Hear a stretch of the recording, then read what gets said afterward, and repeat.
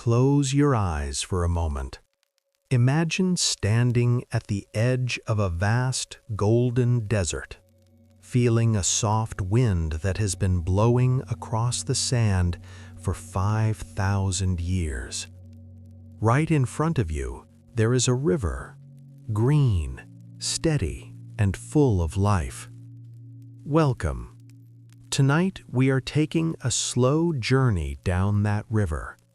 This isn't a history quiz, and it's not a race to memorize dates.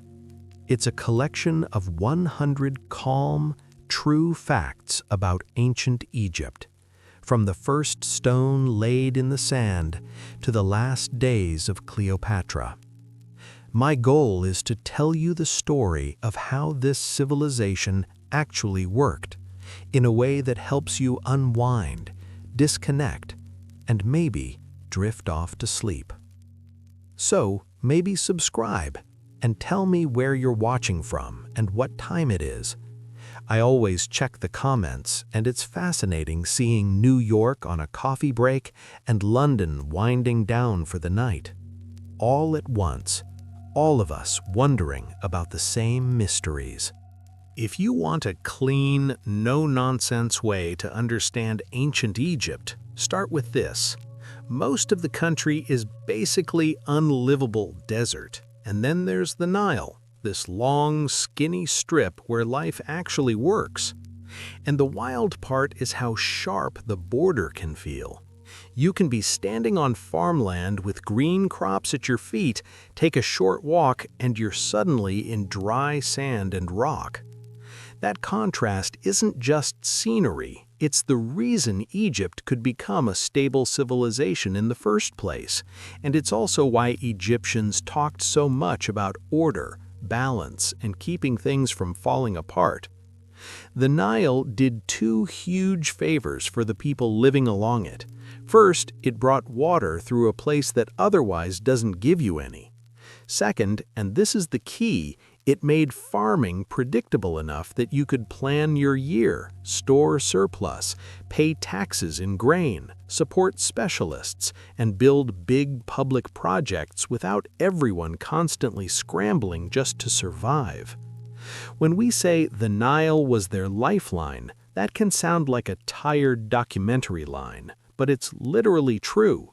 Without the river, you don't get ancient Egypt as we know it. Now, here's where American students usually get tripped up. Upper Egypt and Lower Egypt sound backwards. Upper Egypt is the south, Lower Egypt is the north. That's not a mistake, it's about elevation and flow.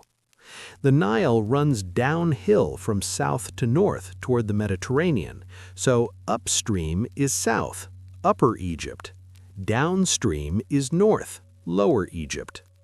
Once you lock that in, a lot of Egyptian politics suddenly makes more sense because the country is really this long corridor, and controlling movement along that corridor matters. The Nile Valley down in Upper Egypt is narrower, more tightly packed. The Nile Delta up in Lower Egypt opens up into this fan of waterways and wetlands, and it feels like a different world. More spread out, more contact with the Mediterranean, more trade routes, more ways for outside ideas and outsiders to arrive.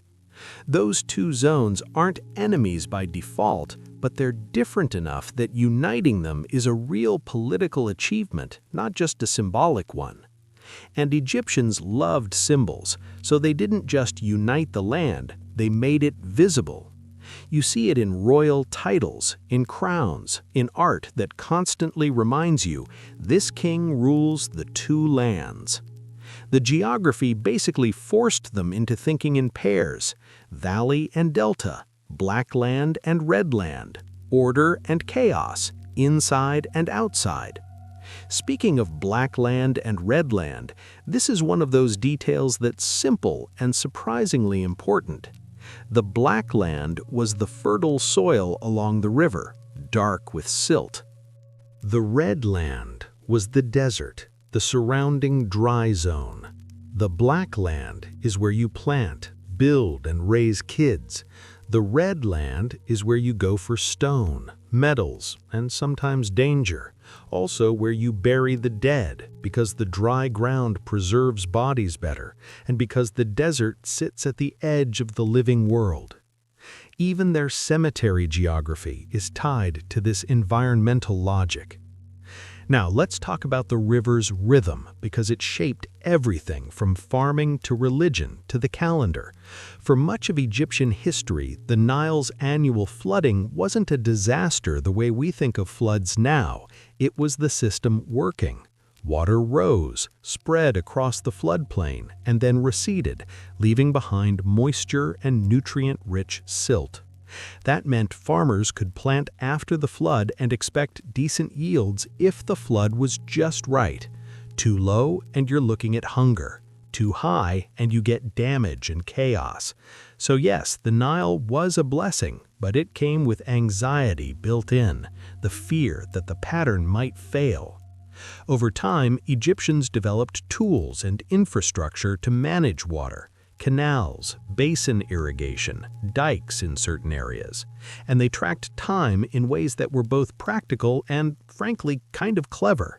They watched the sky, they watched the river, and they built calendars, because calendars are what you invent when your entire economy depends on knowing when to plant, harvest, and store. This is also why Egypt could support a huge administrative machine.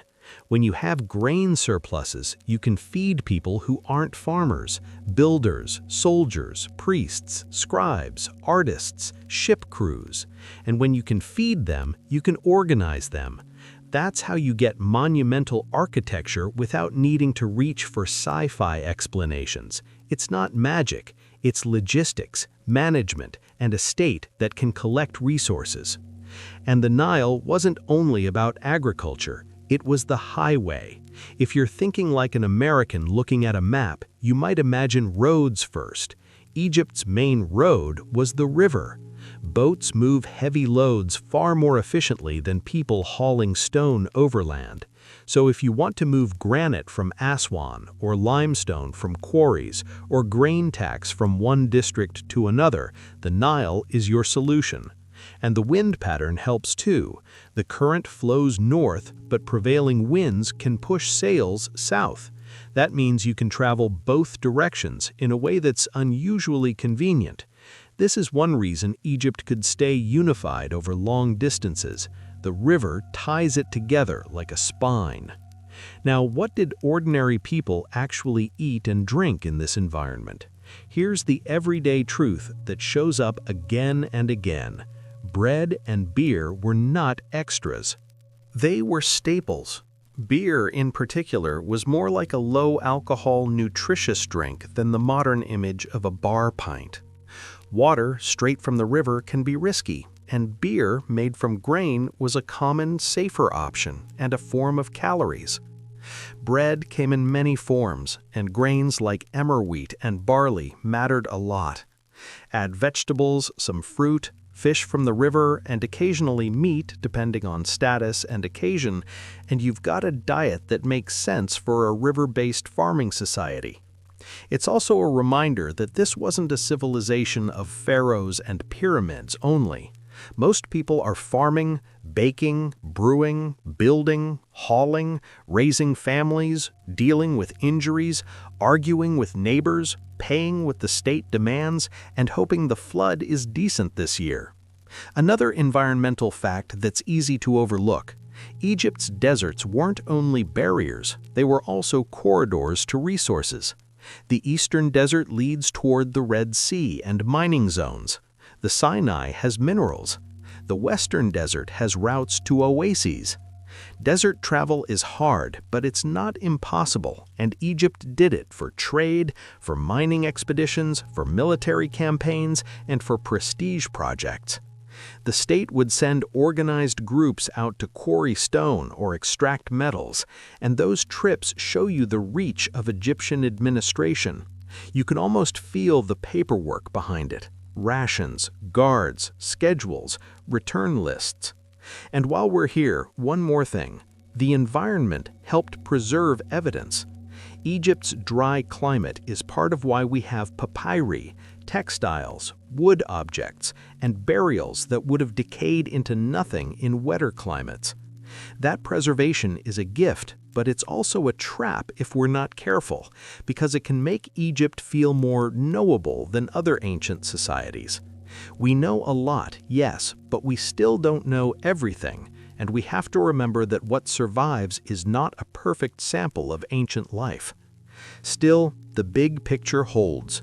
Egypt is a civilization built on a narrow green ribbon of land, protected by deserts, connected by a river that doubles as a calendar and a highway, and fed by a farming system that, when it worked, produced enough surplus to power cities, temples, armies, and the kind of long-term building projects that make modern people stare at stone and ask, how did they even do this? Most of the time, the answer starts right here. The land made certain things possible, and the Egyptians got very good at squeezing stability out of a world that could have been unstable. There's a moment every Egypt class hits where people get lost in the timeline.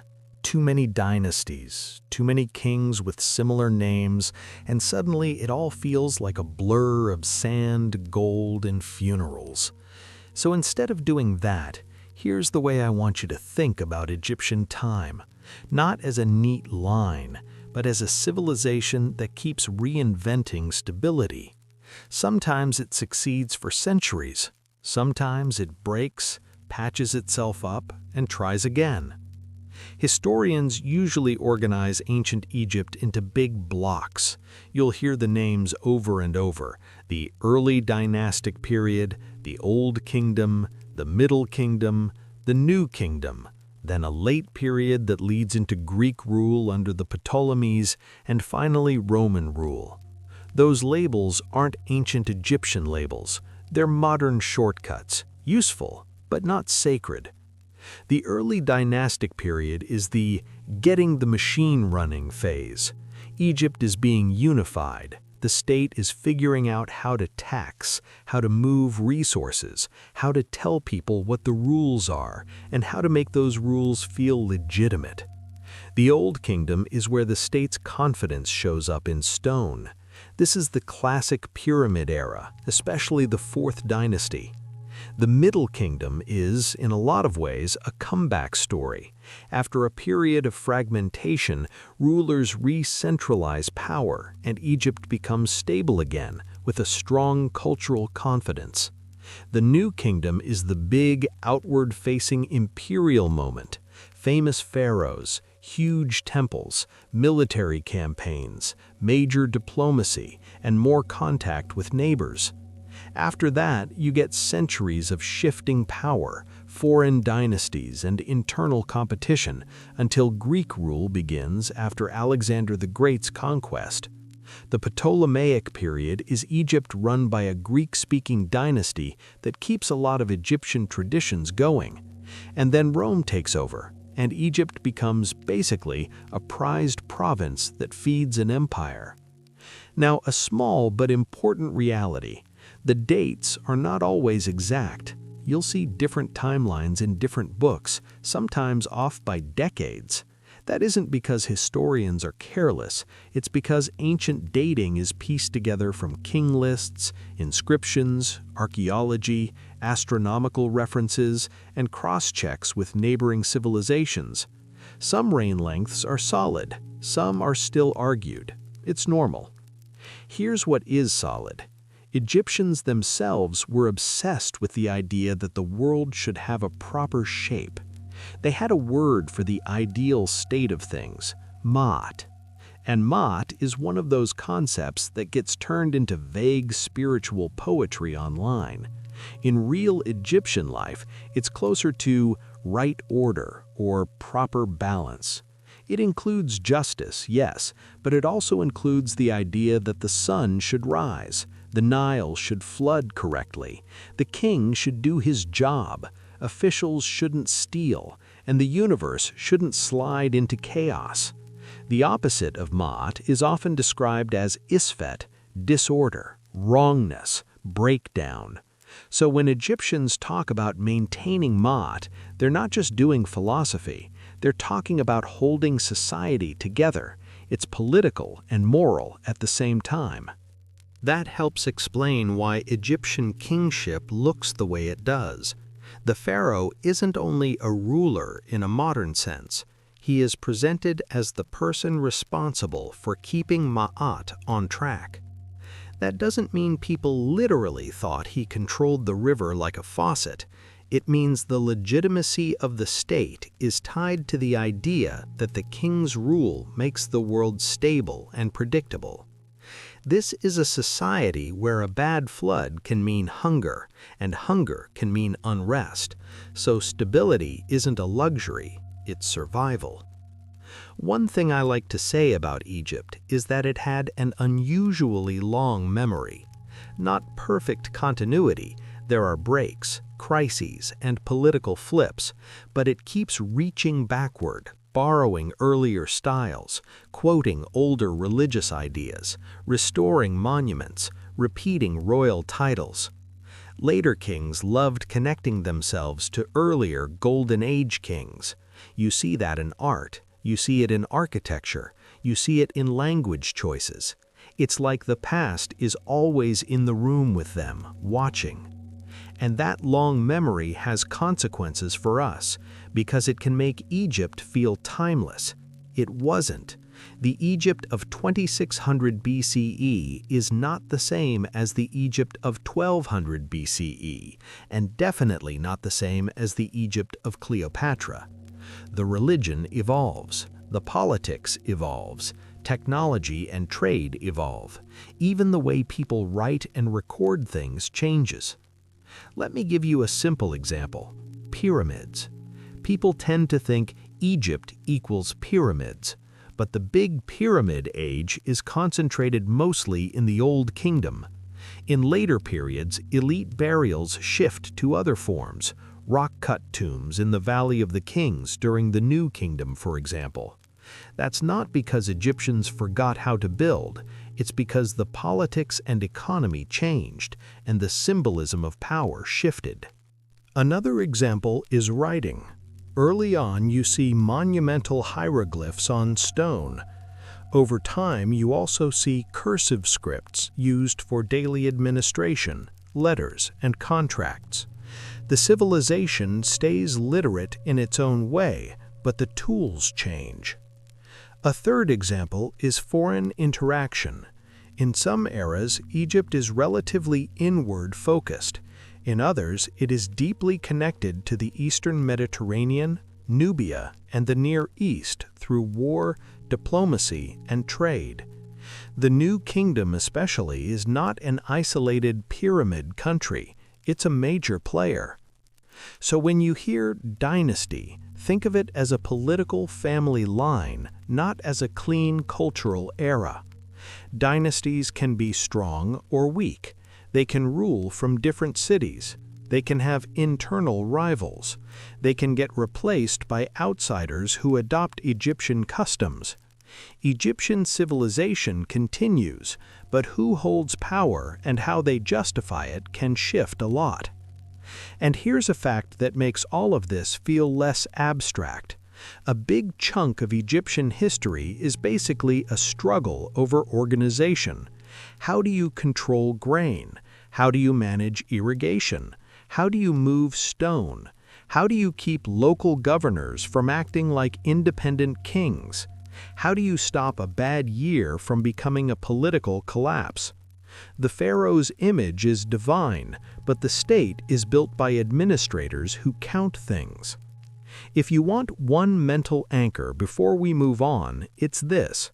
Ancient Egypt is not one long frozen moment.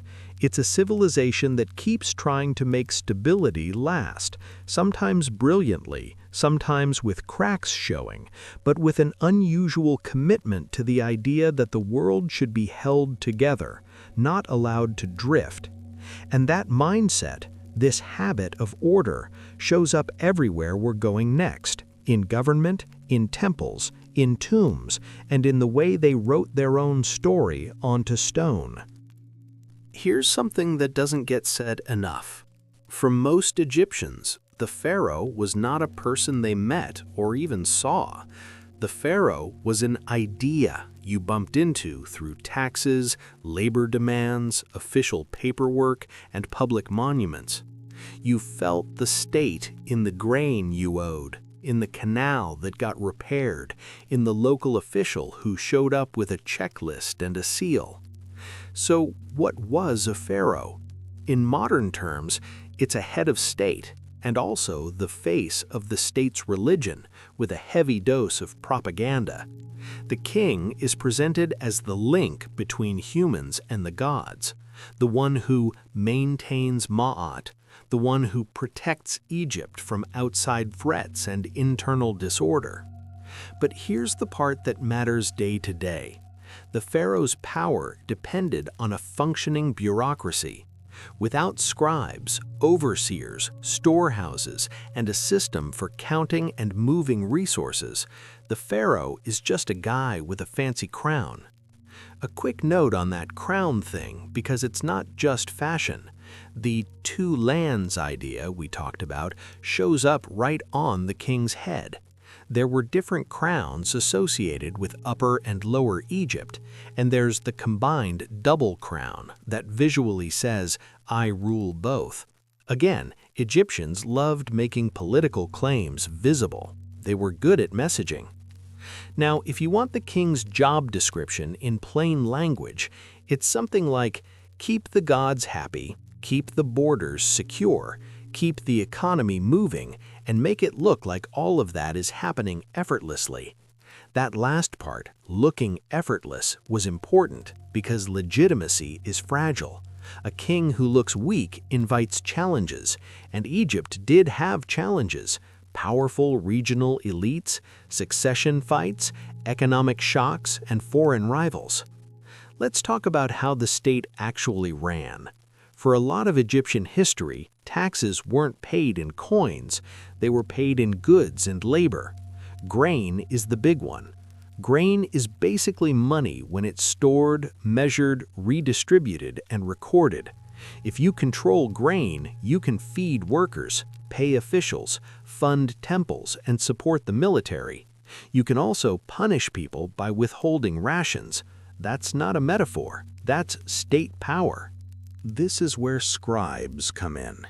Scribes weren't just people who could write. They were a professional class. They counted harvests, recorded deliveries, issued receipts, wrote letters, handled contracts, tracked labor, and produced the paperwork of empire. If you're imagining Egypt as purely a land of stone monuments, it's worth remembering that it was also a world of ink, reeds, and lists. And officials? There's an entire ladder of them. You'll hear titles like vizier, which in many periods is the top administrator under the king. You'll hear about overseers of granaries, treasuries, works, and temples. You'll hear about regional governors, often called nomarchs, tied to districts called nomes. Those local power holders can be loyal servants of the state, or they can become semi-independent if the center weakens. That tug of war, central authority versus regional power, is one of the big engines of Egyptian political change. There's also a real public works aspect to the Egyptian state.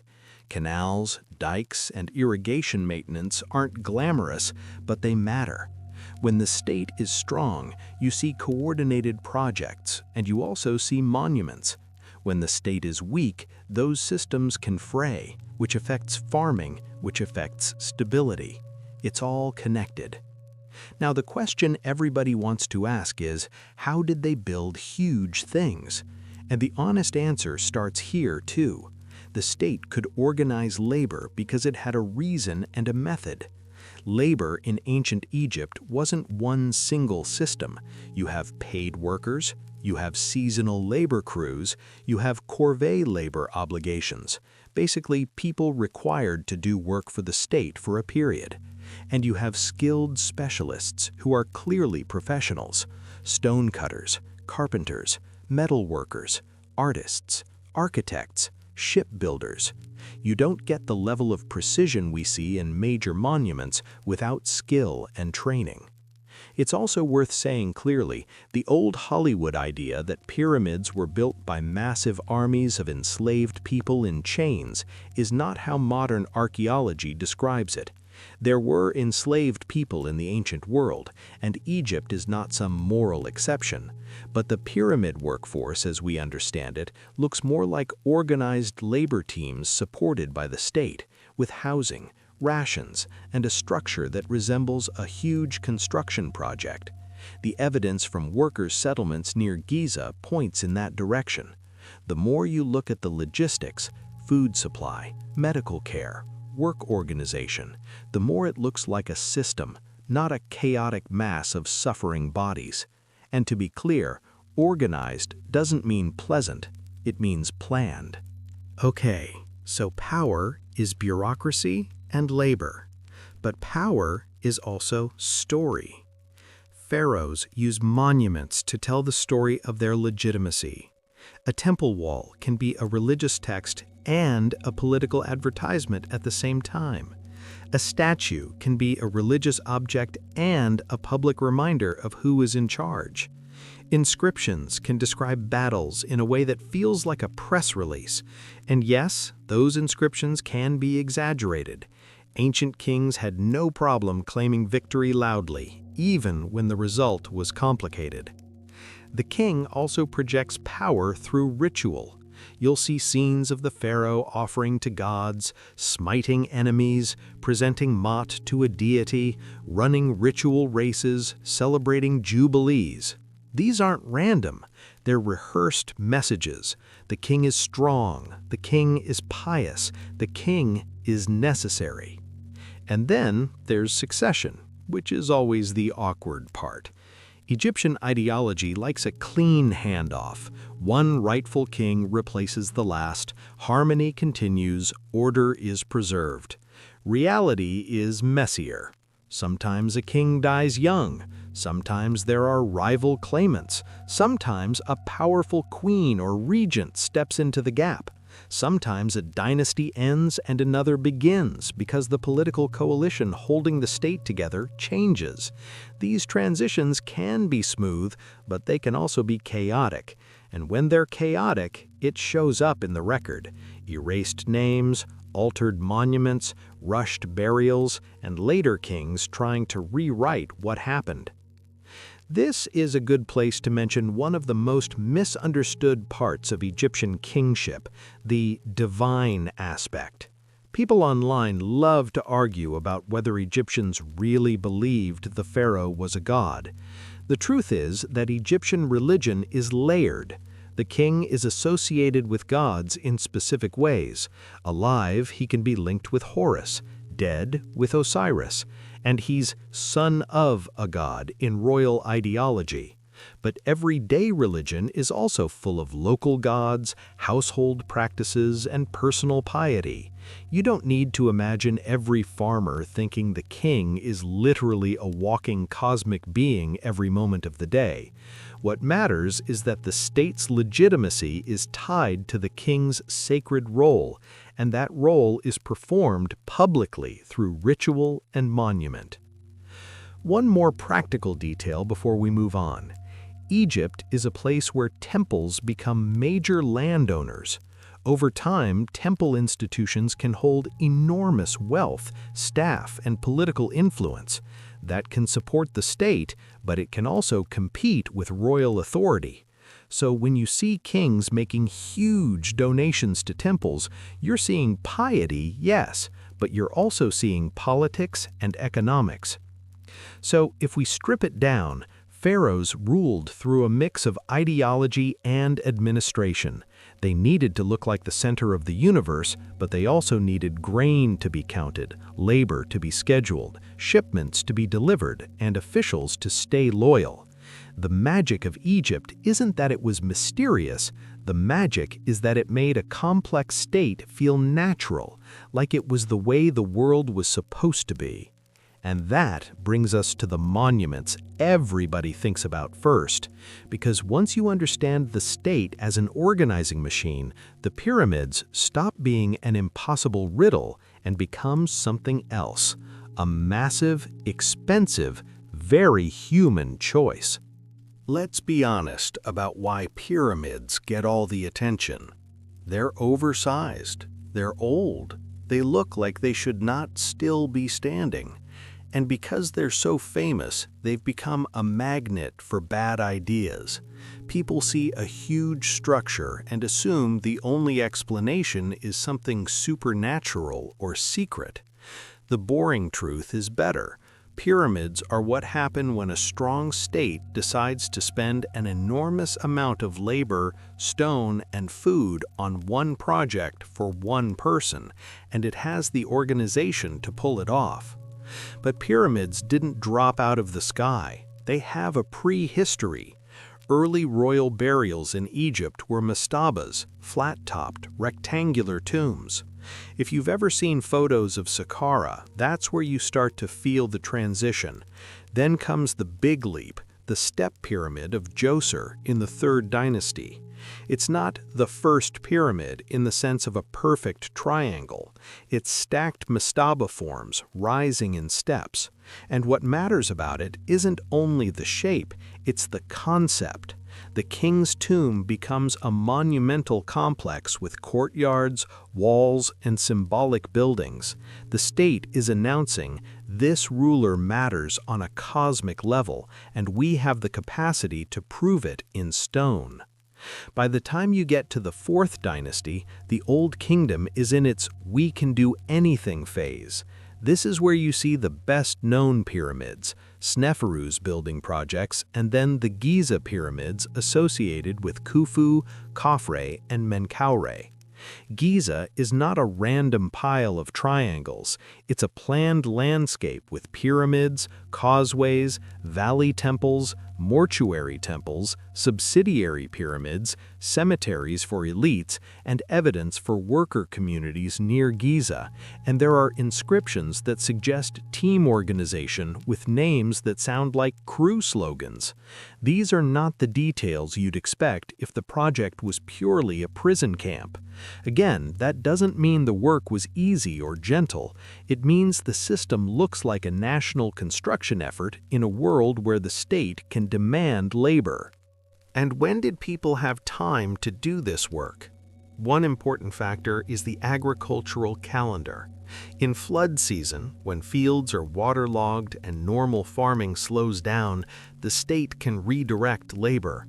That doesn't mean pyramid building only happened during floods. There's evidence for ongoing work, but the seasonal rhythm helps explain how a large labor force could be mobilized. Okay, but how did they move the stone? The first answer is not alone and not by brute strength in the dumbest way possible. Egypt had boats, and the river is a gift for transport. Stone could be quarried and moved by water for much of the journey. For local movement, they used sledges and lubricated tracks, and they used coordinated teams. They also used ramps, plural, because there isn't one ramp design that has to explain every situation. Different ramp systems could have been used for different phases and different parts of construction. People sometimes want one clean "this is the method" diagram. Real construction is messier than that. Another thing that gets misunderstood is precision. People see the alignment of the Great Pyramid and assume it requires lasers. It doesn't. It requires careful observation, measurement, and repeated checking. Egyptians were excellent surveyors. They had practical geometry, they had tools, and they had long experience laying out large structures. It's the same principle as a modern crew building a bridge without doing calculus on the job site. You don't need modern tech to do impressive work. You need skill, procedure, and leadership. Now, why build a pyramid at all? The simple answer is religion and politics braided together. The pyramid is a machine of memory. It's meant to keep the king's name alive. It's meant to be a point where offerings are made, rituals happen, and the king's relationship with the divine is continued after death. It's also a public statement. This dynasty is strong, this king is legitimate, and the state is stable enough to invest in a project that pays off in ideology, not in immediate utility. But here's the part that makes pyramids feel more human. They're also a risk. They're an enormous drain on resources. They require sustained organization. If the state weakens, a project can stall. If a king's reign is short, plans change. If politics shift, monuments can be repurposed or neglected. You can sometimes see that in the archaeological record. Changes in building quality, different stone choices, altered plans. These are not the signs of magical perfection. They're the signs of real projects managed by real people under real constraints. And then, this is important, the pyramid era doesn't last forever. Later periods still build in stone, still build huge temples, still produce incredible art and engineering. But the giant pyramid as the default royal tomb fades. Why? Partly because security changes. A pyramid is not subtle. It advertises where the royal burial is, which invites looting. Tombs in the Valley of the Kings, carved into rock, are easier to hide and guard. Partly because religious emphasis shifts, partly because politics and economy change. You can't assume the state always has the same surplus and the same priorities. So, if you want a pyramid fact that helps you stay grounded, pyramids are not a mystery that needs a wild explanation. They're a product of an early centralized state at its peak, using the Nile's surplus economy and transportation network to build monuments that fuse religion, government, and public messaging. One more myth to clear out before we move on, because it matters for how people imagine the ancient world. The idea that Egyptians didn't have wheels, so how could they build anything? They did have wheels later, especially with chariots in the New Kingdom, but more importantly, wheels aren't always the best solution for hauling massive stone in sand. Sledges and lubricated paths can be more effective in certain conditions. Ancient technology is not missing modern tools, it's optimized for its environment. All right, we've talked about pyramids as state projects and ideology in stone. Now we need to talk about the institutions that kept that ideology running day after day, not just in one big building project. That means temples. And once we step into temples, we're going to see something people don't expect. Religion in Egypt is not only prayer and myth, it's administration, land, workers, workshops, and serious money. Ancient money, but money all the same. If you walk into a big Egyptian temple in your imagination and you picture it like a quiet church where people sit in rows, you're going to misunderstand the whole place. A major temple in ancient Egypt was closer to a headquarters. It was a religious space, yes, but it was also an employer, a landowner, a warehouse system, a workshop district, and a political stage all rolled into one. The gods were the public reason for it, but the temple's daily life was a lot of management. Food deliveries, linen, incense, beer and bread, animals, records, repairs, schedules. People love to talk about Egyptian religion as if it's just myths and symbols, but if you want the real feel of it, think about routine. Every morning in many temples, there was a sequence of actions that treated the god statue the way you'd treat a living royal person. Wake the deity, wash, dress, anoint with oils, present food, burn incense, speak prayers. Then the offerings could be redistributed to the staff. That redistribution matters because it's one of the ways temples fed people and kept loyalty. And it also explains why temples needed resources that are easy to track: grain, livestock, textiles, oil, metal, wood, and labor. The god is fed, the staff is fed, the institution stays powerful. There's a very practical cycle hiding inside the spirituality. Another thing that trips people up is access. Not every Egyptian just wandered into the inner sanctuary whenever they felt like it. The deepest part of the temple was restricted. The god's cult image lived in the inner area, and the public space was more the outer courtyards and the zones where festivals spilled out. For most people, religion was often experienced through household practices, local shrines, amulets, and community festivals, rather than through daily contact with the inner temple rituals. So when you hear temple religion, don't imagine it as the only kind of Egyptian religion. It's the official, institutional side of it. Now let's talk priests, because the modern word priest can mislead you. Egyptian priests weren't always a full-time, single-identity clergy the way some people imagine. In many periods and places, priesthood could be organized in rotations, with people serving a set term and then returning to other parts of life. There were different ranks and specialties. People focused on ritual purity, people focused on music, chanting, processions, astronomy and calendars, administration, and the care of temple property. A lot of it was skilled work, and a lot of it was paperwork. Temples had staff who were basically managers. And yes, priests had religious authority, but they also had economic and social power because temples could own land, control production, and influence local politics. That's one reason you see kings paying so much attention to temples, donating land, funding construction, making offerings, stamping their names on walls. It looks like devotion, and it can be devotion, but it's also strategy. If the biggest institution in a region is a temple complex with its own workforce and estates, you either align with it or you fight it, and fighting it is expensive. This is also where Egyptian religious art starts making more sense. Temple walls show the king presenting offerings to gods over and over again, and people sometimes call that repetitive. It is repetitive. It's supposed to be. The message is constant. The king takes care of the gods take care of Egypt.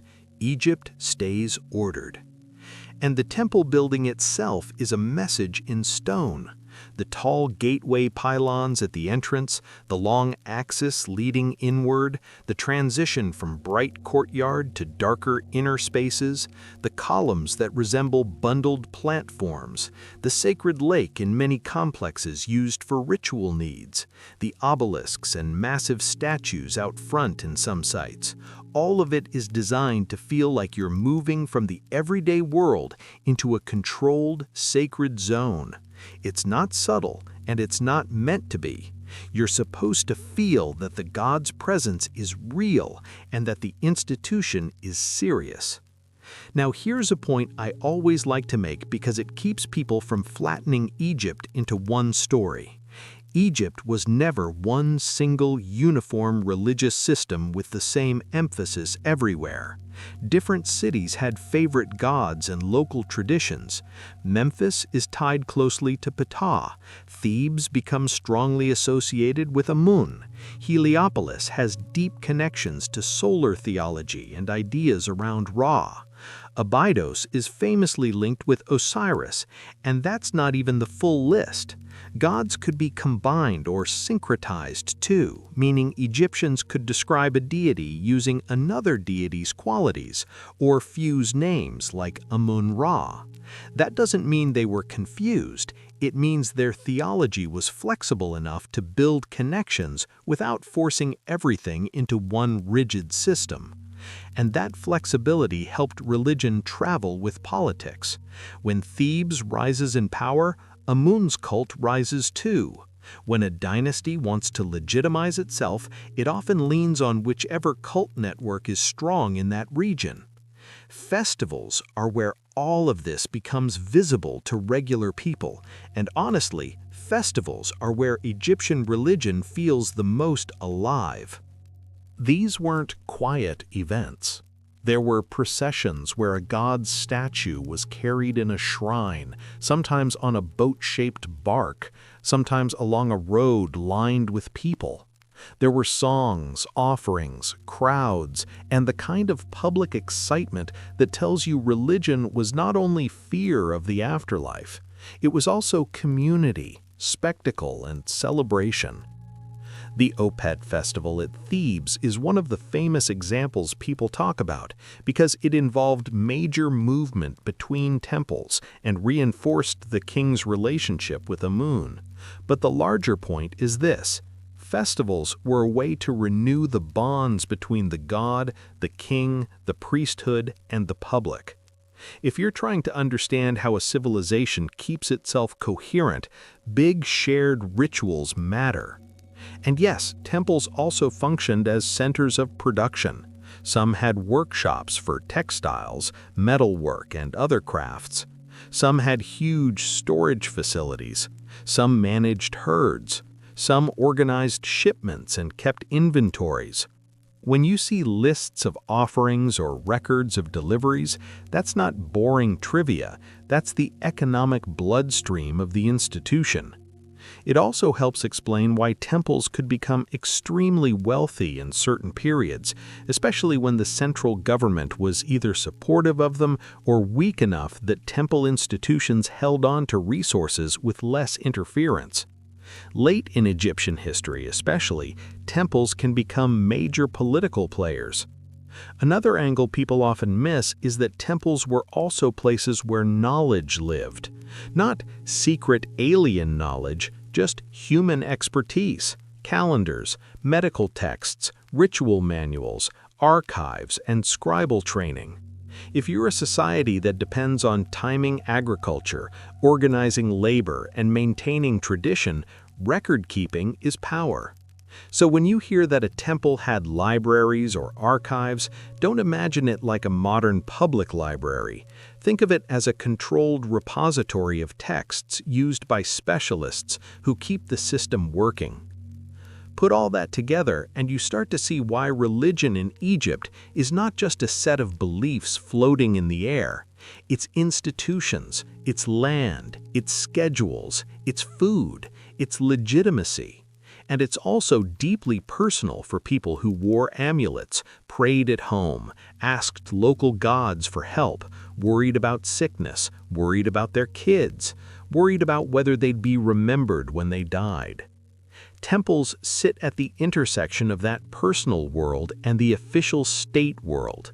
And that takes us naturally to the topic everyone thinks they know already, but usually through stereotypes: mummies, tombs, and the afterlife, which in Egypt wasn't a spooky side quest, it was one of the main ways people tried to make life feel stable in the face of death. A lot of people think Egyptians were obsessed with death. I'd say it the other way around.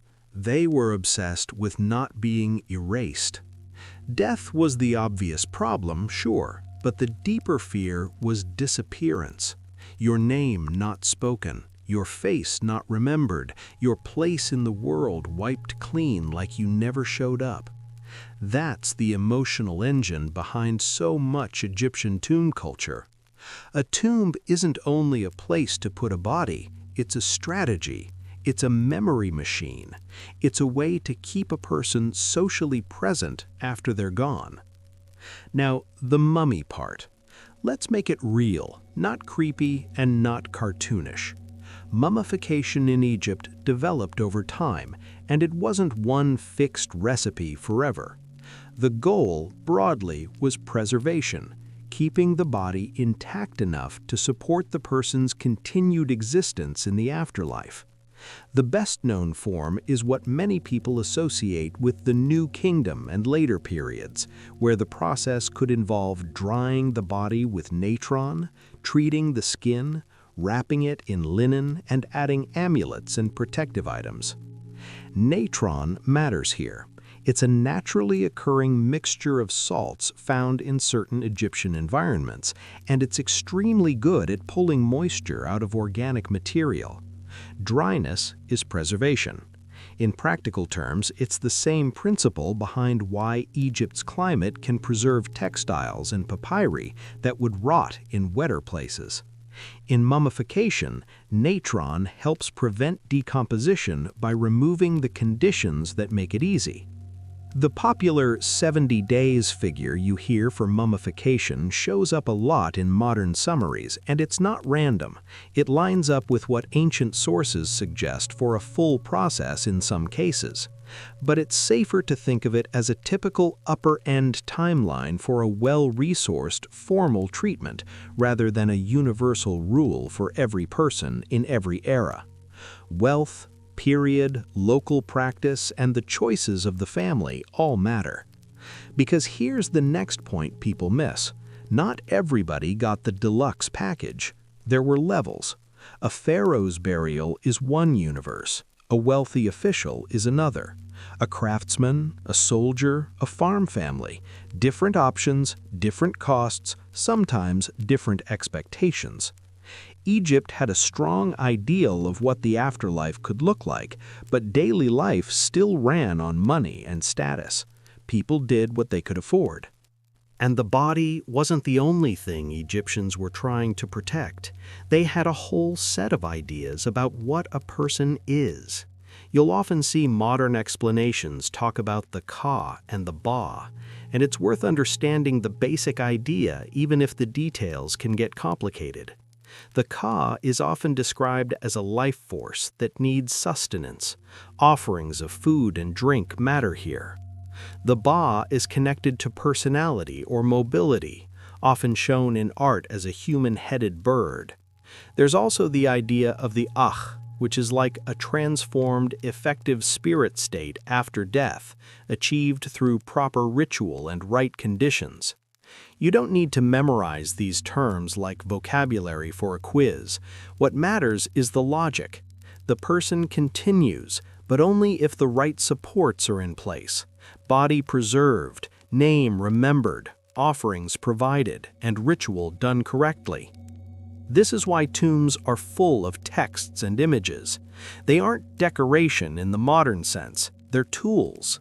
The Book of the Dead, for example, is one of the most famous texts associated with the afterlife, but even the name can mislead. It isn't one single standardized book that everyone bought at the same bookstore. It's more like a collection of spells, prayers, and guides used on papyri and on tomb walls, adapted to a person's needs and budget. Some copies are long and elaborate, some are shorter. The spells are meant to help the deceased navigate dangers, speak the right words, and reach a desirable outcome, being accepted into the ordered afterlife, rather than getting stuck, harmed, or erased. One of the best-known scenes is the weighing of the heart, where the heart is weighed against a feather associated with Ma'at. If you've seen it online, it often gets turned into a simple Egyptian heaven and hell story. The real thing is more specific. It's about moral fitness and cosmic order, but also about ritual correctness and social legitimacy. Your heart is not just an emotional symbol, it's closer to your inner record. And the judgment scene isn't only terror, it's reassurance that the universe has rules, that if you lived properly, there's a path forward. And then there's Osiris, because once you get into Egyptian afterlife thinking, Osiris is everywhere. Osiris is the model of the dead king and of renewal, killed, restored, ruling the afterlife. Horus is tied to the living king. This is not random myth storytelling, it's political theology. It ties the stability of the state to the stability of cosmic cycles, death and renewal, succession and continuity. Where are the tombs? Often they're placed on the west side of the Nile because the west is where the sun sets. That association is old and persistent, the West as the land of the dead. Again, Egyptians love mapping big ideas onto geography. The desert edge becomes a boundary between the living zone and the dead zone. Also, practically speaking, dry ground helps preservation. Symbol and practical reality line up. The New Kingdom royal tombs in the Valley of the Kings are a great example of Egyptian pragmatism adapting to real problems. Pyramids were visible. Visibility invites looting. By the New Kingdom, royal tombs are cut into rock in a hidden valley with long corridors and chambers. It's still not a perfect security plan. Many tombs were robbed anyway. But it shows an obvious shift. The state is trying to protect the burial physically, not just spiritually.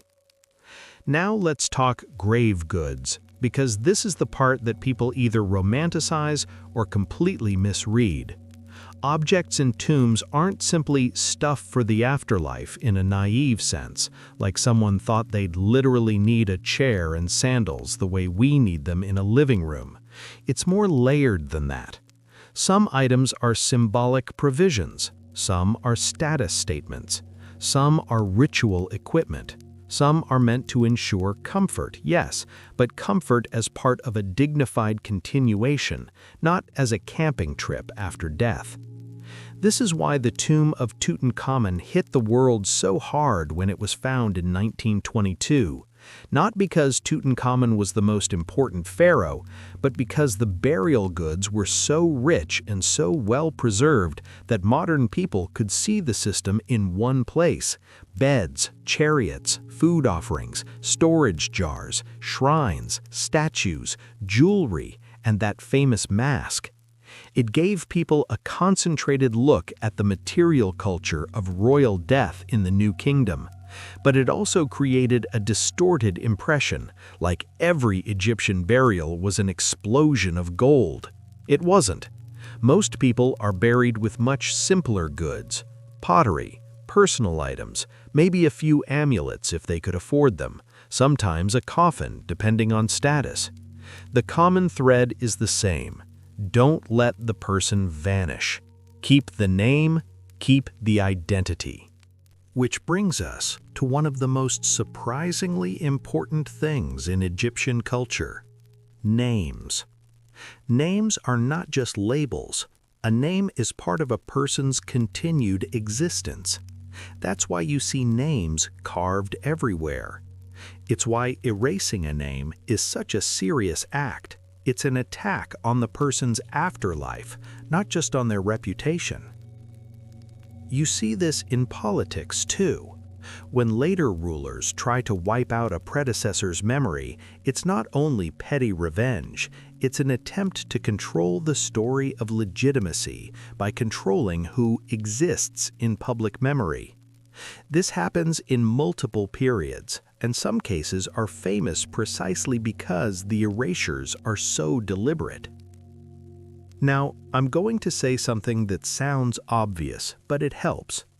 Egyptian afterlife belief is not only about fear, it's also about love. Tombs are built by families, offerings are given by living relatives. The dead are addressed as if they're still part of the household. People write letters to the dead asking for help with disputes or sickness. That tells you the relationship didn't end cleanly at death. It changed form. You can call that religion, you can call it tradition, you can call it psychology. In practice, it's human. It's family trying to keep a bond. And yes, magic is part of this world, but it's not the modern fantasy version. Egyptians used protective spells and amulets the way many cultures use prayers, blessings, or lucky objects. It's problem-solving in a universe where unseen forces are taken seriously. A scarab amulet, for example, can be connected to renewal and protection. Other amulets are tied to specific gods or protective symbols.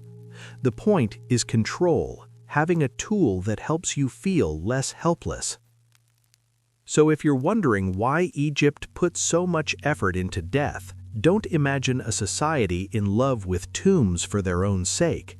Imagine a society that built a strong state on a narrow strip of fertile land, watched the river rise and fall, watched dynasties rise and fall, and decided that the worst possible outcome for a person wasn't dying. The worst outcome was being forgotten. And once you see it that way, the next piece clicks into place: writing. Because nothing fights forgetting like text. Egypt wrote names on stone, wrote prayers on papyrus, wrote lists on shards of pottery, wrote administrative records in a million little places. In a lot of civilizations, writing is a tool. In Egypt, writing is also a form of survival. There's a simple reason ancient Egypt feels so present compared to a lot of other ancient places. Egypt left paper trails, not just ruins. Stone monuments are the loud part, but the quieter part is all the writing that survived. Notes, lists, contracts, letters, prayers, labels on jars, scribbles on pottery, you name it. First, a quick sanity check. When people say hieroglyphs, they often imagine one fancy picture equals one idea, like emojis carved in stone. That's not how it works. Egyptian writing mixes different kinds of signs. Some stand for sounds, some stand for whole words, and some act like clarifiers to tell you which meaning of a word is intended. It's a real writing system, not a set of pretty symbols. Also, Egyptians didn't only write one way.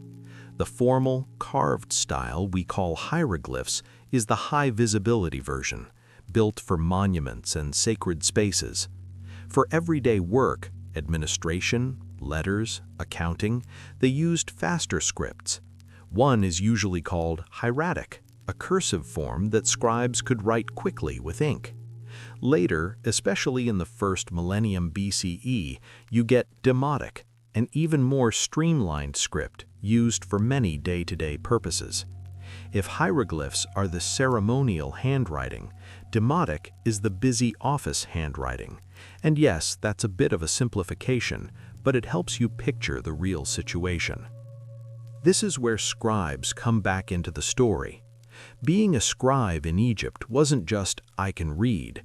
It was a career with training, status, and influence. Scribes learned to write by copying models, repeating signs, practicing formulas, and doing the kind of drills that feel painfully familiar to anyone who's ever had to master a technical skill. Once trained, a scribe could end up anywhere: a temple archive, a government office, a work crew, a military expedition, a court, a workshop, even a household if you were attached to a powerful family. When you wonder how Egypt ran as a state for so long, the short answer is scribes kept the system legible. Now, here's the part that helps you read Egyptian evidence without getting fooled by it. Different kinds of texts have different agendas. Royal inscriptions are not neutral reporting, they're messaging. A king's campaign narrative is basically a victory speech carved into stone, and it's written to impress gods, subjects, and future readers. Temple texts are religious and institutional. They're trying to demonstrate proper ritual and legitimacy. Tomb texts are personal and spiritual. They're trying to secure the deceased's future. Administrative texts, tax lists, ration accounts, work schedules are usually the least dramatic and sometimes the most honest, simply because they were never meant to be inspirational. If you want reality, you follow the paperwork. A lot of what we know also comes from what Egyptians wrote on surprisingly humble materials. Ostraka, basically pottery shards or limestone flakes, were used like scrap paper. People wrote quick notes, receipts, practice lines, even jokes and complaints. And I love those texts because they cut through the pharaoh and pyramids fog and remind you that ancient people were dealing with bosses, deadlines, missing supplies, and annoying coworkers. It's the same human noise you'd hear in any job site today.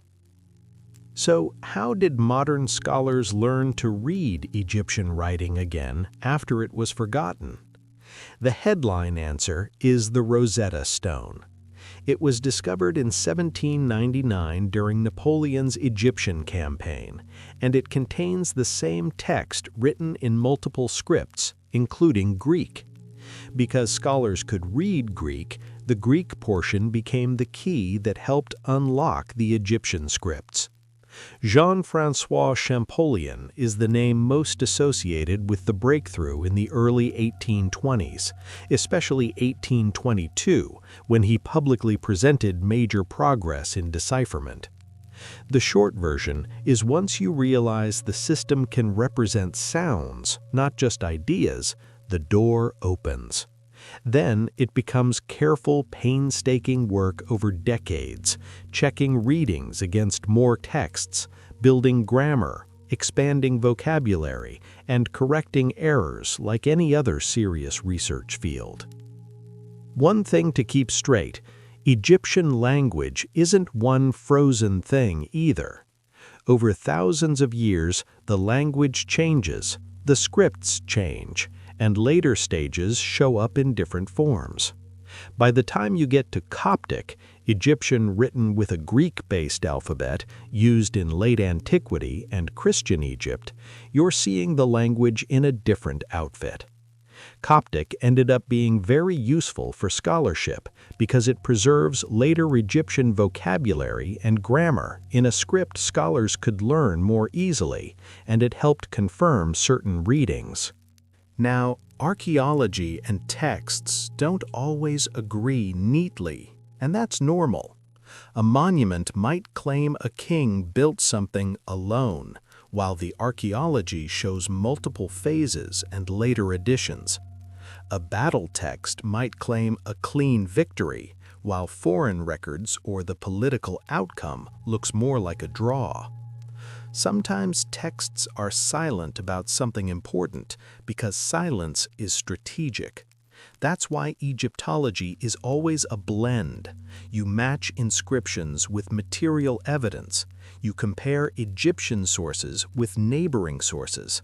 You look at cemetery patterns, settlement remains, climate data, trade goods, and you build the most reasonable picture you can with the humility to revise it when new evidence shows up. And finally, a small point that matters if you're trying to be fair to the past. Most surviving texts come from elites, temples, and official contexts. Poorer people wrote less, and their writing survived less. That means we often hear the voice of the state louder than the voice of the ordinary household. So when we talk about what Egyptians believed, we have to stay careful. We can say a lot about official religion and elite ideology. Everyday belief is real too, but we often reconstruct it indirectly from amulets, household shrines, graffiti, simple burials, and those wonderfully blunt little notes on ostraca. So at this point, we have the big tools we need. We know the land shapes the society, the state runs on organization, temples operate like institutions, the afterlife is about memory, and writing is how Egyptians tried to make that memory durable. Now we get to the part that makes Egypt feel fully alive. Ordinary life, the stuff people did between the great monuments and the great rituals, work, family, food, clothes, medicine, entertainment, arguments, and small wins that never make it onto a temple wall.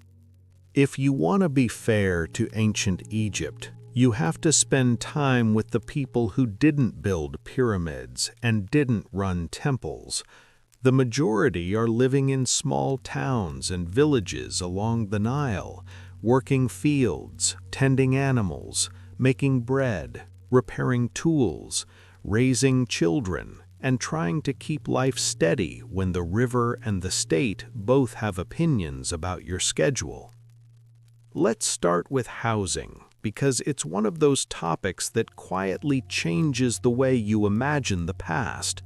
Most people aren't living in stone palaces, they're living in mud brick houses. Mud brick makes perfect sense in Egypt, cheap, insulating, and easy to repair. Wealthier homes can be bigger and more complex, multiple rooms, courtyards, storage areas, sometimes gardens if you're really doing well. Poorer homes are simpler and tighter. The basic idea is the same: shade, airflow, privacy, storage, and a place to cook. Cooking and food are where Egypt suddenly feels familiar. Bread is the backbone, grain is the economy, and it's the diet. Egyptians ate bread in different forms, and they also ate vegetables, legumes, dates, figs, and other fruits depending on location and season. Fish from the Nile is important. Meat is there, but it's not daily for everyone. For many people, meat is more special occasion than routine. And beer, again, shows up constantly, not as a modern party drink, more as a common nourishing beverage. It's easy to forget how valuable a steady calorie source is in a pre-industrial world. Bread and beer are basically energy you can store and distribute, which is one reason the state can use rations as payment. Work in Egypt varies a lot by class and by location, but it's not a mystery. Farmers are doing the hardest baseline work: planting, weeding, harvesting, and dealing with irrigation tasks. Craftspeople are everywhere: potters, carpenters, weavers, metal workers, stone cutters. You have boat crews moving goods along the river. You have soldiers in certain periods, especially when Egypt is campaigning or guarding borders. You have scribes counting and recording. You have household servants in wealthy homes. You have temple staff. It's a whole economy, not a single pyramid-building workforce. One of the best windows into labor is Deir el-Medina, the village of artisans who worked on royal tombs in the Valley of the Kings during the New Kingdom. The reason this place is famous is simple: their paperwork survived. That means we see work schedules, ration lists, complaints, legal disputes, and personal letters. It's one of the clearest snapshots of a skilled workforce in the ancient world. And it's full of the kind of stuff that makes history feel real. People arguing over property, reporting theft, missing work because they're sick, asking for supplies, showing up late, pushing back when rations are delayed. You can almost hear the tone in some of those texts. Now, family life. Marriage in Egypt wasn't usually a religious ceremony the way modern people expect. It was more of a social and legal arrangement recognized by the community, often expressed through living together, agreements, and property arrangements. People married, had children, and managed households in ways that were both practical and shaped by local custom. Women's status is one of those topics that online discussions flatten into slogans, either "Egypt was a paradise for women" or "women had no rights." Real life is more complicated. Compared to some other ancient societies, Egyptian women could have significant legal rights: owning property, making contracts, going to court, divorcing in certain circumstances. We have evidence of women acting in legal and economic contexts. At the same time, Egypt is still a patriarchal society in many social expectations, and access to power is uneven. Elite women could be influential, some are queens, regents, or powerful figures in temples, but that doesn't automatically tell you what a farm woman's life felt like. The safest, honest summary is Egyptian women often had more legal agency than people assume, but daily life still ran inside a social structure that favored male authority in many ways. Children are harder to see because the records are adult-focused, but we know children worked, learned skills, played games, and faced high risks from disease the way children did in most ancient societies. Education for a scribe track boy involved intense training and copying texts. Not everyone went to school, obviously. Many children learned by apprenticeship and by doing. Clothing is another place where Egypt gets misunderstood because modern movies love to dress everyone like they're at a costume party. Linen is the key fabric because flax grows well and linen works in the heat. Everyday clothing can be simple, kilts for men, dresses or wrap garments for women, with variation by period and status. Wealth shows up in fine linen, jewelry, and accessories more than in radically different shapes of clothing. And yes, cosmetics matter. People used kohl around the eyes, and it wasn't only aesthetic, it likely had practical benefits too, including protection from sun glare and possibly some antimicrobial effects depending on ingredients. Hairstyles, wigs, and grooming are part of status and ritual cleanliness as well. Health and medicine in Egypt is one of the most interesting areas because it combines practical observation with religious and magical thinking, and those aren't separate categories for them. Egyptian medical papyri show treatments for wounds, bone injuries, and illnesses alongside spells and ritual instructions. That doesn't mean Egyptians were unscientific. It means their model of the world allowed multiple causes at once. A wound might need bandaging and also spiritual protection. They had doctors, they had specialists, and they had a real vocabulary for symptoms. They also had limits, like everyone did. Infection is deadly in an age without antibiotics. Childbirth is risky. Dental problems are common, partly because stone grit from grinding grain could wear teeth down over time. The past isn't soft. Entertainment is where the civilization stops feeling like a museum. Egyptians played board games, and one of the most famous is Senet, which shows up in tombs and art. Music is everywhere: harps, flutes, percussion. And music is tied to festivals, household life, and temple ritual. People danced, people told stories, people drank at celebrations. Pets existed too. Cats and dogs show up, and so do monkeys in some contexts. And ordinary people had humor. We know that from jokes in texts, playful drawings, and the general human fact that you don't build a society for 3,000 years without learning how to laugh. Crime and punishment also show you real life. There were records of theft, disputes, assaults, and corruption. The state has courts and procedures, but enforcement varies by time and place. Punishments can be harsh, especially for crimes against the state or temple property. But again, you want to avoid one single picture of how the law worked, because Egypt changes over time and local officials matter. If you put all of this together, daily life in Egypt is not a slow-motion parade of grand monuments. It's a living society. People working, negotiating relationships, seeking protection from illness, trying to get ahead, trying to keep a good name, trying to stay fed. And the state is always there in the background, not as a constant police force, but as a system that collects, records, and redistributes. Next, we widen the lens, because Egypt isn't a sealed box. It fights wars, signs treaties, exchanges gifts, imports luxury goods, exports grain, and deals with neighbors who are just as strategic as it is.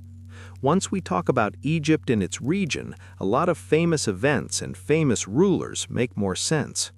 Egypt looks self-contained on a map, because the desert frames it so neatly, but in real life it was constantly dealing with neighbors, rivals, and trading partners, and honestly, that outside pressure is one of the reasons the Egyptian state keeps reinventing itself. To the south, you've got Nubia, which is not just the place below Egypt, but a region with its own cultures, wealth, and power. Nubian gold and other resources mattered, and so did control of the Nile corridor. Egypt built forts and ran campaigns south in various periods, and later, in a reversal that surprises people the first time they hear it, Egypt itself was ruled by Nubian kings during the 25th dynasty. To the northeast, you've got the Levant, a zone of city-states, trade routes, and constant political churn, where Egypt could project influence when it was strong and where it could get pushed back when it wasn't. And further north and east, you run into bigger powers over time, including the Hittites in Anatolia, who become a major competitor during the New Kingdom. A practical way to see the change over time is to watch what the Egyptian army is built to do. In the Old Kingdom, the state is focused heavily on internal organization and monument building, and military activity exists, but it isn't the same outward-facing empire-style machine you see later. By the New Kingdom, Egypt is operating more like a major regional power. It campaigns, garrisons territories, takes hostages, collects tribute, and plays diplomacy like a serious game. And this is where chariots come into the story. Egypt did not invent the chariot. The technology arrives in the broader region and becomes important in Egypt after the Hyksos period. The Hyksos are a foreign ruling group based in the Delta during the Second Intermediate period, and the political shock of that era matters because it helps explain why the New Kingdom later becomes so aggressive about border security and forward control. When Egypt reasserts itself, it doesn't just want to survive, it wants buffers, it wants early warning, it wants influence beyond the borders so the next crisis doesn't land right on the Nile. In the New Kingdom, you also see diplomacy becoming extremely visible, and we're lucky because we have letters. The Amarna letters are a famous archive from the reign of Akhenaten that include correspondence between the Egyptian court and other rulers in the Near East. They're written in Akkadian, the diplomatic language of the time, which is a nice reminder that international politics has always had its own shared office language.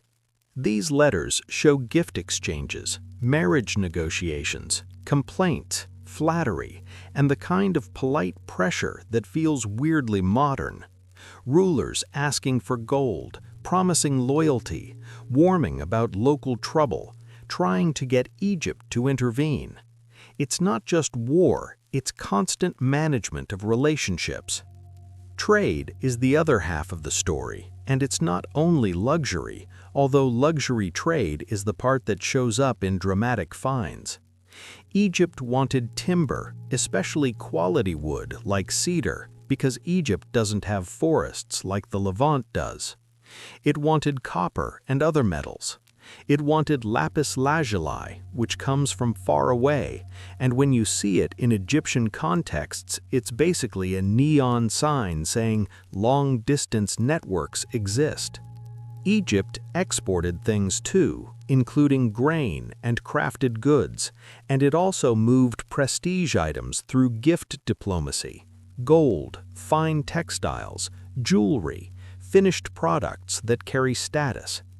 There's also the famous idea of trade with Punt, which shows up in Egyptian records as a place associated with exotic goods like incense resins, ebony, and other high-value items. We still debate the exact location, but the important point is that Egyptians were capable of organizing long-distance expeditions, and they cared deeply about bringing back specific materials tied to temple ritual and elite display. And then, there are the moments when the outside world stops being a manageable set of relationships and turns into a crisis.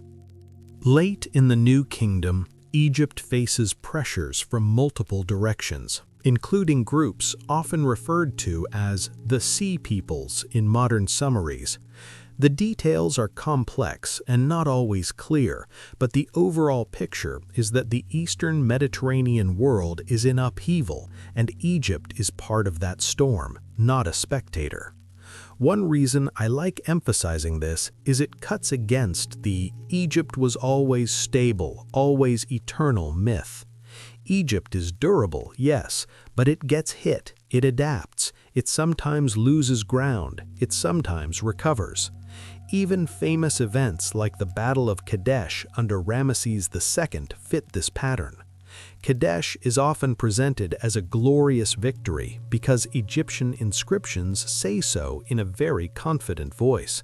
But historians tend to treat the outcome as more complicated, closer to a hard-fought stalemate with a political resolution. What matters long-term is that Egypt and the Hittites eventually formalize peace through a treaty associated with Ramesses II and Hattusili III, one of the earliest surviving peace treaties we can point to with real text evidence. That's the mature state behavior of the ancient world: fight, posture, negotiate, then lock in terms when neither side can easily crush the other. If you're listening for the theme that keeps showing up in Egypt, it's this: the state is always trying to keep control of movement and resources, control the river corridor, control the delta gateways, control the routes to mines and quarries, control the flow of tribute and gifts, control the story you tell about those things on temple walls. And behind that big-picture strategy, there's a very human experience: soldiers marching and sweating, diplomats trading polite insults in letters, merchants moving goods that took months to travel, families dealing with the fact that international politics can mean a raid, a tax increase, a new garrison, or a cousin drafted into a campaign. Next, we're going to land in the last stretch of ancient Egypt as most people imagine it: the Greek takeover, the Ptolemies, Cleopatra, and Rome, where Egypt doesn't vanish, it just starts speaking with more than one accent at once.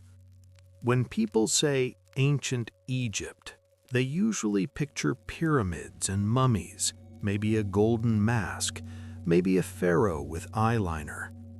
But a huge portion of Egypt's long history happens after the Pyramid Age, and the final chapters are especially interesting because Egypt becomes a place where cultures overlap in public, not quietly in the background.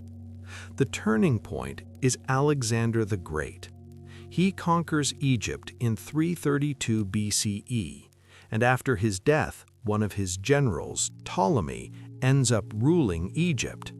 That begins the Ptolemaic dynasty, a Greek-speaking royal family governing a country with deep Egyptian traditions.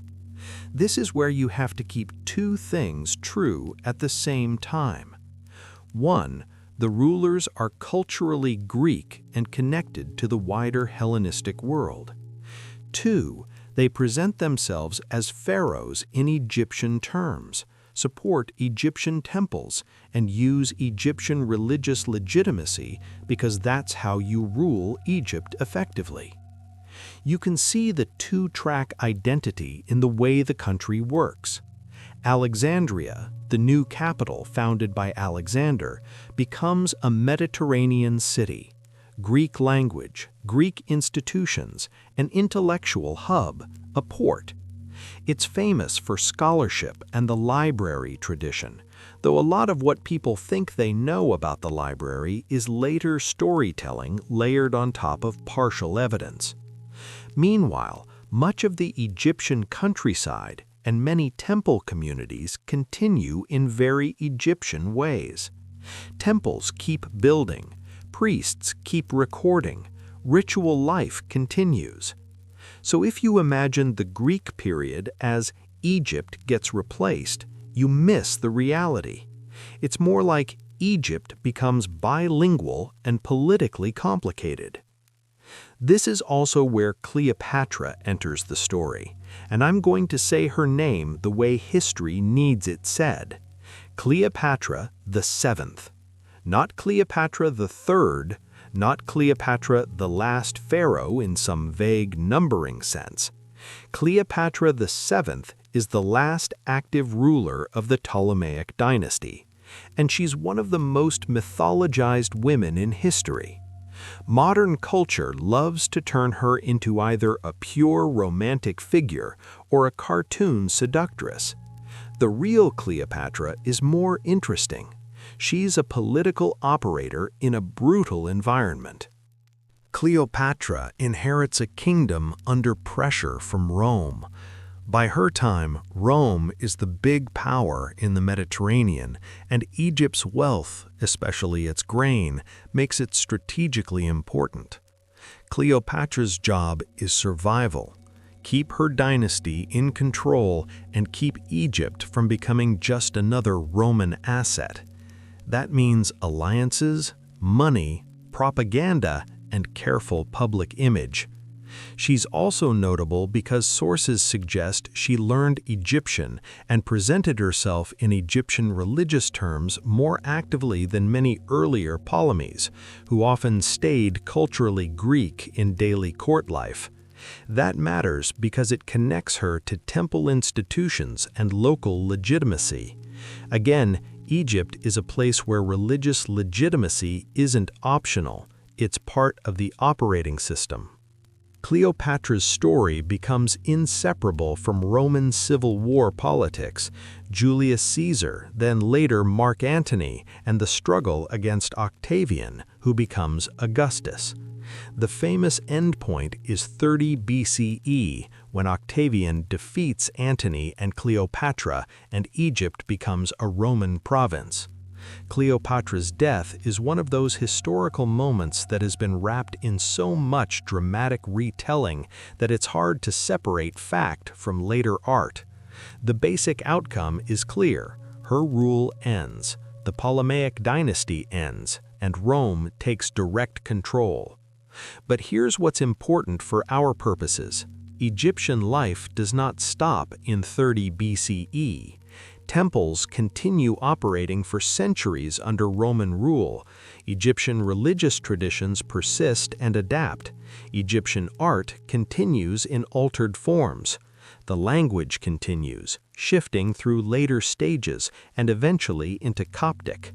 So, end of ancient Egypt is not a clean wall. It's more like a long twilight where institutions keep functioning while political control shifts.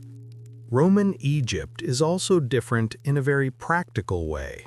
Egypt becomes an economic engine for Rome. Grain shipments from Egypt matter for feeding the city of Rome, and control over that supply is political power. The Romans treat Egypt as valuable and sensitive. In some periods, it's administered in ways that reflect how much Rome wants to keep it stable and profitable. At the same time, Egypt remains a place of mixing.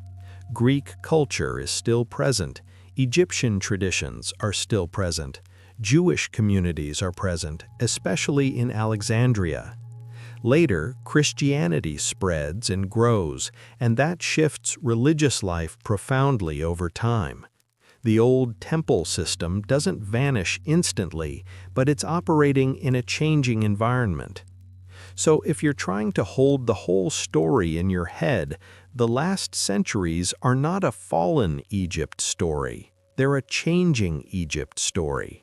A country that keeps its deep habits, temple institutions, religious legitimacy, administrative record-keeping, while the language of power becomes Greek and then Roman.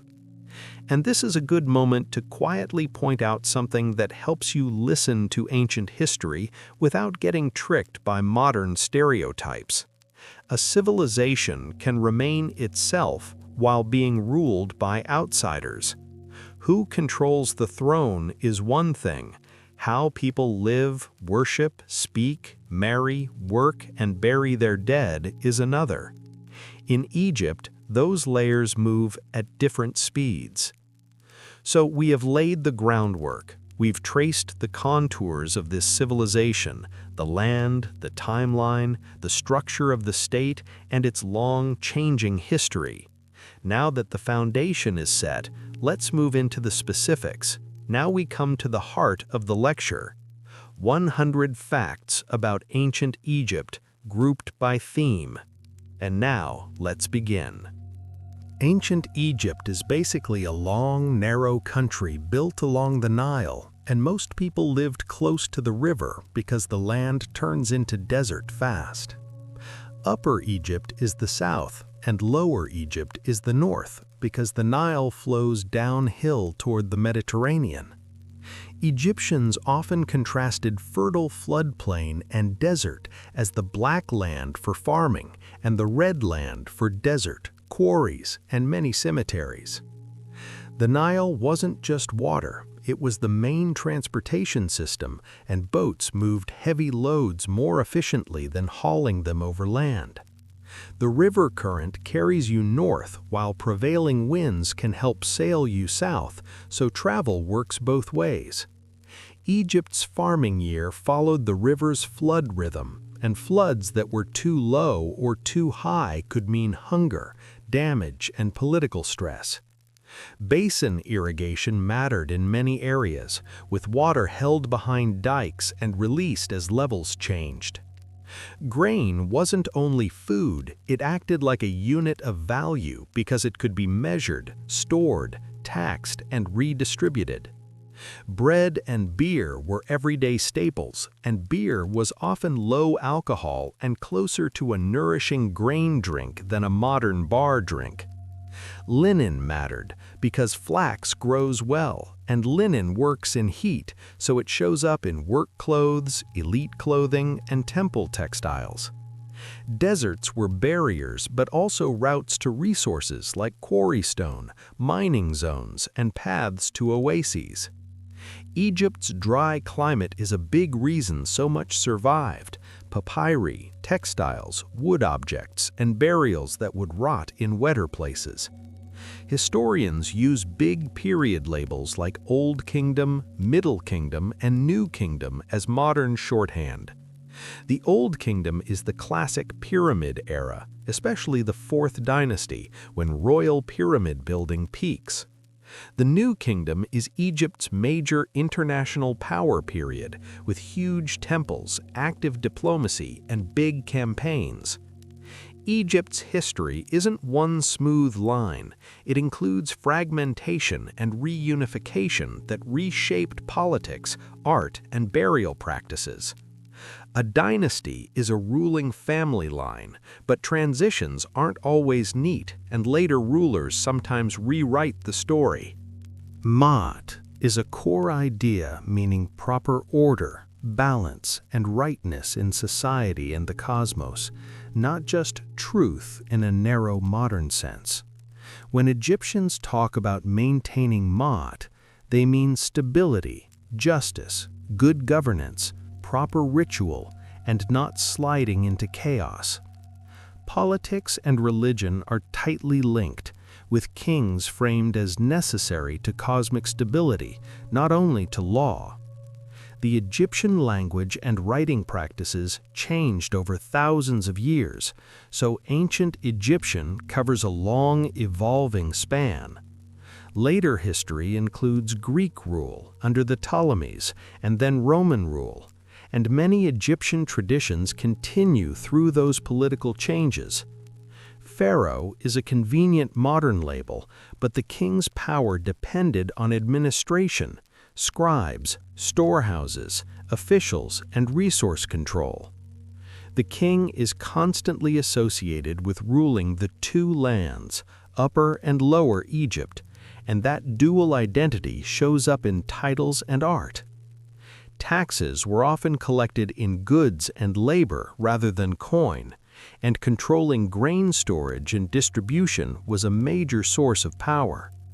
Scribes were trained professionals who kept records, wrote contracts and letters, and made the state and temples run.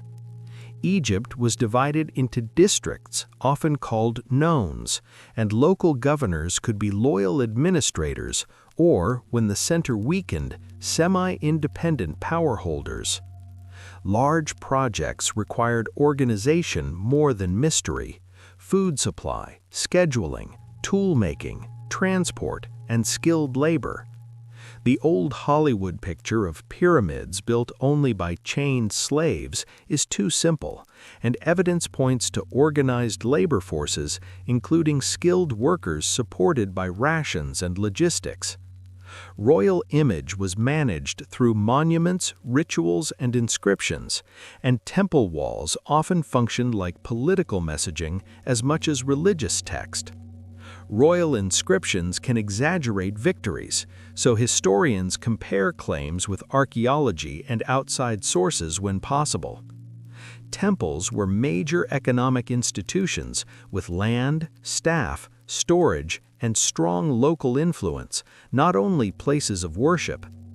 Priests and temple staff weren't one uniform church. They included ritual specialists, administrators, musicians, scribes, and labor managers. Big festivals made religion public with processions and crowds, and reinforced ties between gods, king, temple institutions, and ordinary people. When central government weakens, temples and regional elites can gain leverage and shift the political balance, even if religious practice keeps going. The step pyramid at Saqqara, built for King Djoser, is an early turning point where a royal tomb becomes a massive stone complex instead of a simple mastaba. Behind that project, the architect Imhotep is remembered later as a legendary figure. Over time, Egyptians even honored Imhotep in ways that look a lot like a cult. Sneferu, an early 4th dynasty king, oversaw multiple pyramid projects. Two of his most famous are the Bent Pyramid and the Red Pyramid. Those buildings show real experimentation with angles and design choices. The Great Pyramid at Giza is traditionally linked to Khufu. It's the largest of the Giza pyramids. The pyramids at Giza weren't isolated buildings dropped into the sand. They were parts of larger planned complexes with temples, causeways, and cemeteries for elites nearby. Moving heavy stone was made easier by Nile transport. There's evidence Egyptians used canals or harbor-like facilities near major sites to connect projects to the river system. The Wadi al-Jarf papyri include Old Kingdom logbooks that describe moving limestone by boat for work connected to Khufu's pyramid complex. Historians love those records because they're plain, administrative, and hard to romanticize. Pyramid building didn't require lost technology. It required labor organization, tools, surveying skill, and a steady food supply for workers. Egyptians worked stone with copper tools, stone hammers, and abrasives. They got impressive results through technique and time, not through a single miracle device. In the New Kingdom, the Valley of the Kings became the main royal burial zone. One reason is that hidden rock-cut tombs offered better security than highly visible pyramids. Even so, many tombs were still robbed in antiquity. That's one reason many royal mummies were later moved and reburied in caches for protection. Mummification often involved drying the body with natron. Then the body could be wrapped in linen. Protective amulets might be added into the layers.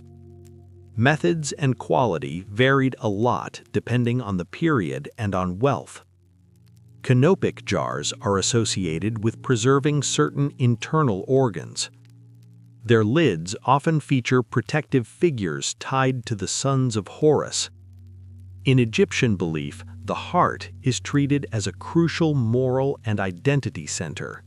That's why the weighing of the heart scene matters so much in funerary tradition. The Book of the Dead is a modern name for a collection of funerary spells and texts. Those spells appear in many versions, not as one standardized book for everyone. Osiris becomes central as a model of death and renewal. Horus is strongly tied to living kingship and legitimacy. Isis becomes one of the most influential goddesses in later periods. Her cult spreads widely beyond Egypt's borders. Amun rises to extraordinary prominence, especially at Thebes during the New Kingdom. The Karnak temple complex is closely linked to his cult. Egyptian temples were often aligned and expanded over centuries. A single site can feel like a layered history book in stone. Obelisks are monumental stone pillars associated especially with solar symbolism and royal display. Several Egyptian obelisks were later transported to Rome in the imperial period. Hieroglyphs combine sound signs and meaning signs. Determinatives are used to clarify categories of meaning at the ends of words. Royal names are often written inside cartouches. A cartouche is an oval frame that visually marks a name as protected and special. For administration, Egypt used faster scripts like hieratic. Later, demotic became common for many everyday documents. The pretty picture writing on walls is only one slice of Egypt's writing world. The Rosetta Stone was found in 1799. It includes the same decree in multiple scripts, including Greek. That bilingual setup helped unlock the reading of ancient Egyptian writing. Champollion announced major decipherment progress in 1822. His work built on earlier research and the recognition that signs could represent sounds. The village of Deir el-Medina, home to tomb workers in the New Kingdom, is famous for its surviving records. Those records include letters, legal disputes, ration lists, and daily complaints that make the ancient world feel very human. Ostraca, pottery sherds, or limestone flakes were used like scrap paper. People wrote notes, practice lines, and quick records on them. Egyptian medicine includes practical treatments and surgical observations. It also includes spells and religious language. That mix reflects a culture that didn't separate physical and spiritual causes the way modern people tend to. The Edwin Smith papyrus is often discussed for its more clinical approach to injuries. The Ebers papyrus is known for a wide range of remedies and medical topics. Dental wear was a common problem in many periods. Part of the reason is that grit from grinding grain could end up in bread and slowly damage teeth over time. Egyptian art tends to follow conventions that prioritize clarity and meaning over realistic perspective. Figures can look stylized on purpose, not because artists lacked skill. Egyptians could write hieroglyphs left to right or right to left. A good rule is that you read toward the faces of people or animals in the signs. Papyrus sheets were made from the papyrus plant. Papyrus became a major writing surface for everything from records to literature. A lot of everyday writing also happened on cheap scraps like ostraca. Egypt's civil calendar used 365 days. It had 12 months of 30 days. It then added 5 extra days at the end. There was no leap day built into that system. Over long periods, the calendar slowly drifted against the seasons. The star Sirius mattered a lot in Egyptian timekeeping. Egyptians linked it with Sopdet. Its heliacal rising became an important seasonal marker. Memphis was a major political and religious center early on. It sat near the boundary between the Nile Valley and the Delta. Thebes rose to huge importance in the Middle and New Kingdoms. The Karnak and Luxor temple zones there are the result of centuries of expansion. Hatshepsut ruled as pharaoh in the 18th dynasty. She used full royal imagery and traditional titles to present her authority as legitimate. During Akhenaten's reign, the royal court shifted to a new city at Amarna, also called Akhetaten. Official art and religion changed dramatically in that period. A special emphasis was placed on the Aten. After Akhenaten, the court moved back. Many traditional cults and artistic styles returned. Tutankhamun became famous largely because his tomb was found with remarkable objects still inside. The Valley of the Kings sits on the west bank near Thebes. Many royal tombs there were cut deep into rock with long corridors and decorated chambers. Egypt's best-known peace treaty tradition is tied to Ramesses II and the Hittite king Hattusili III. It survives in multiple versions, including copies in different languages. The Battle of Kadesh is one of the most recorded battles of the ancient world. That is because Ramesses II had it carved and retold repeatedly. Historians treat the outcome as complicated, not a clean, one-sided win. Abu Simbel was built under Ramesses II. In the 20th century, the temples were relocated to higher ground. The move was done to save them from flooding caused by the Aswan High Dam. The Merneptah stele includes one of the earliest known references to Israel in an ancient inscription. That matters for the history of the Late Bronze Age Levant. Egypt's relationship with Nubia included trade, warfare, and cultural exchange.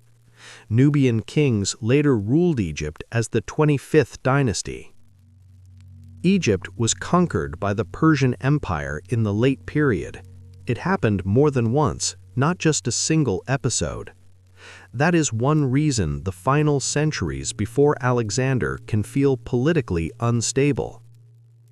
Alexander the Great took Egypt in 332 BCE. His conquest set up the Greek-speaking Ptolemaic dynasty that ruled for nearly 3 centuries. Alexandria became a major Mediterranean port and an intellectual center under the Ptolemies.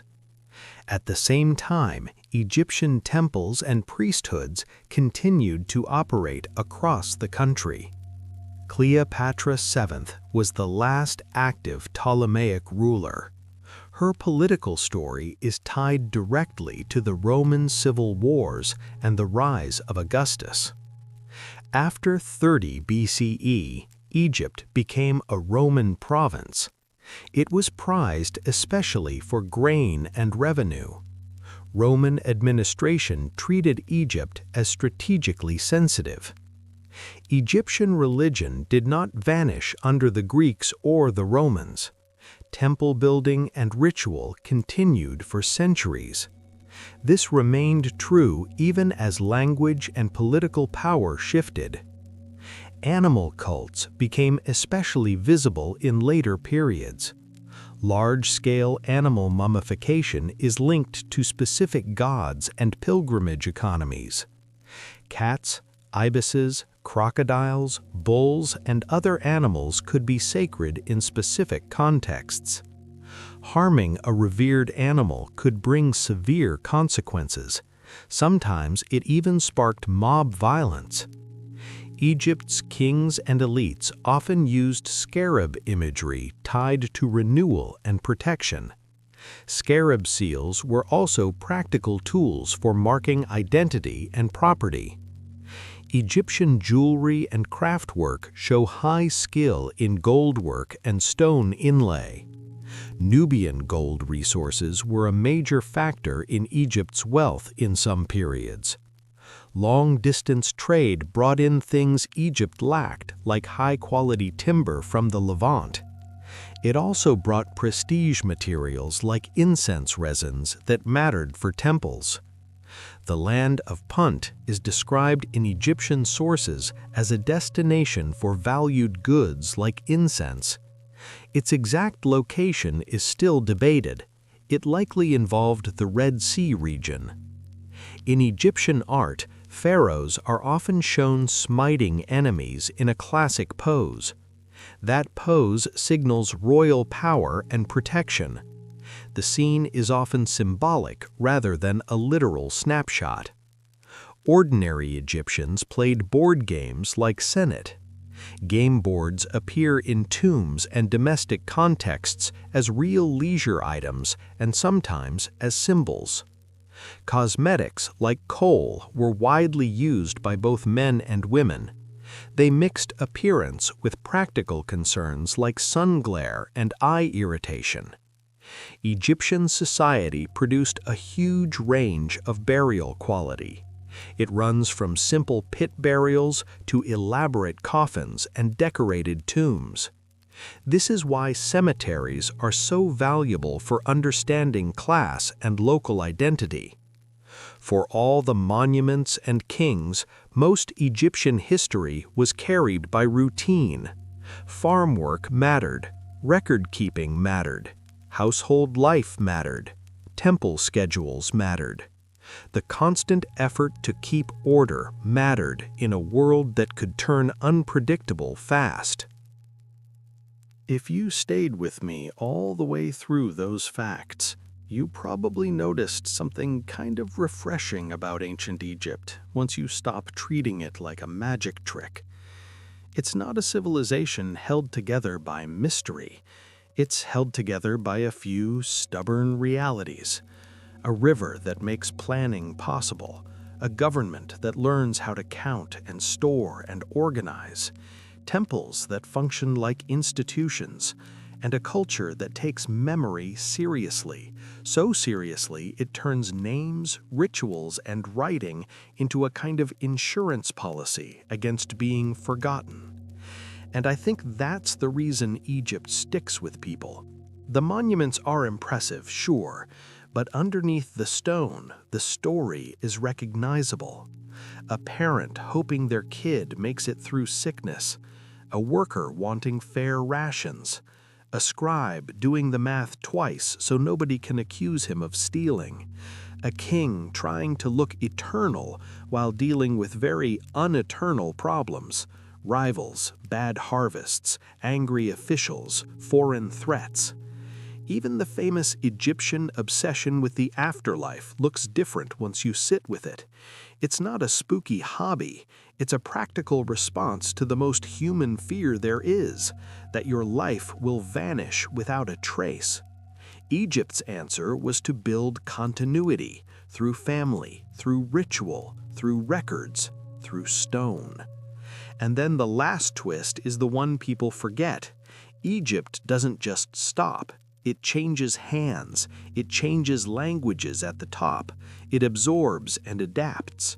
Greek rulers govern with Egyptian titles. Roman governors take the tax revenue, while temples keep doing what temples do. The accent shifts, the politics shift, but the country keeps living. So if you're taking one thing from this, let it be simple.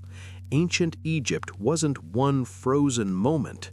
It was a long-running project, sometimes brilliant, sometimes strained, always human, built on the edge between fertile land and desert, trying to keep order from slipping. All right, that's enough for tonight. If you're still awake, I hope the details gave you a clearer picture than the clichés ever do. And if you're already drifting off, honestly, that's fine too. Egypt has been doing its work quietly for thousands of years. It can keep doing it while you sleep. Thank you so much for watching our video and supporting the channel. See you in the next episodes, and good night.